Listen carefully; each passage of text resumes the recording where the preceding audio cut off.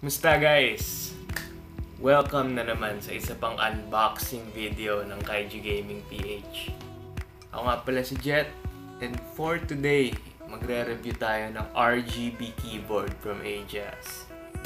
Ito ang Ajazz na 610T. Yan.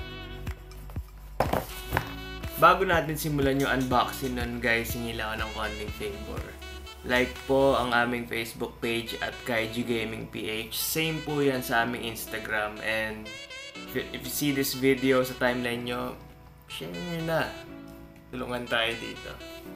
So without further ado, unbox na natin to. Alright, tara, start tayo dito sa unboxing nito. Start tayo sa box niya. Nakita natin ang sulat Ajazz. Yung model number i610T. Bluetooth dual mode mechanical keyboard. So compatible siya sa Apple and Windows. And I think you can connect this din sa mga Android devices and Apple devices niya. So yan, makikita natin sa back yung specs niya and yung photo ng ating product. Okay, tara, buksan natin itong box natin.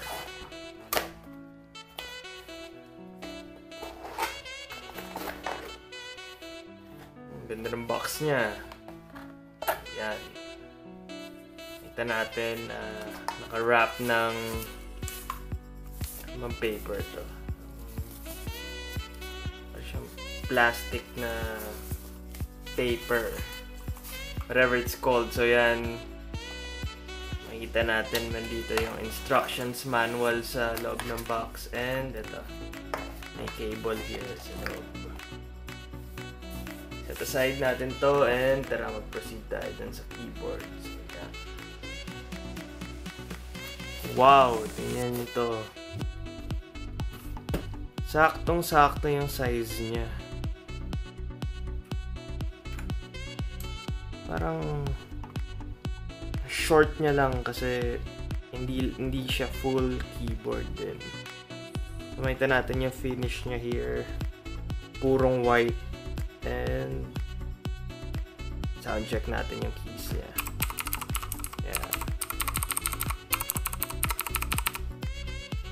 So, you can check yung mga full specifications ng mga items namin sa Kaiju Gaming Facebook page. So, ito yung overview ng aming product na to. Ajazz i610T.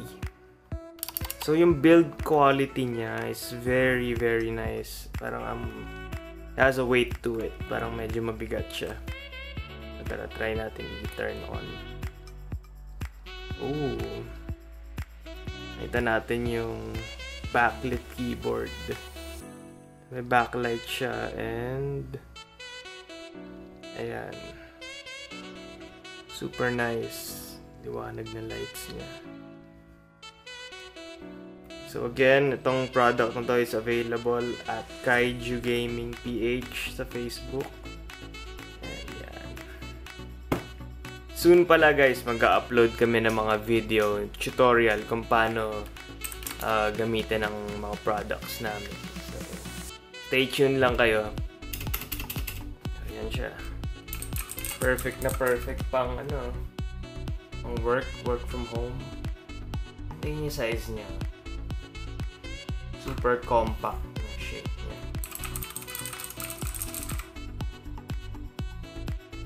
So yun, I showed you guys the white version kanina, pero we also have a black version ng ng Ajazz 610T. So ito siya. So makikita natin same sila pero different color lang, and ito yung surprise diyan. Pagka turn on natin to. So full RGB yung keyboard natin pagka yung black version. Yan. Parang nag-wave yung mga colors niya.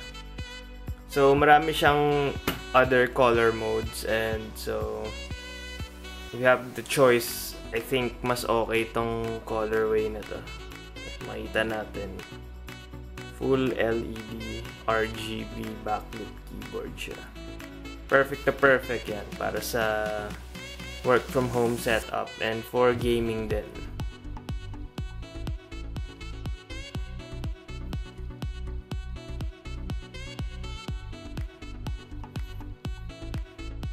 So that's a wrap para sa keyboard review natin. So I have both of them here. For me personally, kung pagpipilian ko tong dalawang to, I'll go with the RGB version kasi sobrang gusto ko din yung colorful nung lights niya. Pero kung mahilig kayo sa mga clean looking na keyboard, so definitely ito yung mas okay na option. Pero titignan natin sila both ngayon.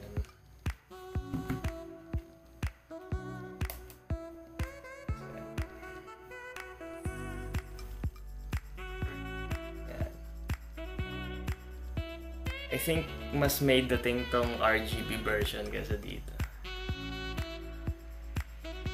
So it all boils down sa preference nyo kung ano mas type nyo sa dalawa. Pero I gotta go with the black one then.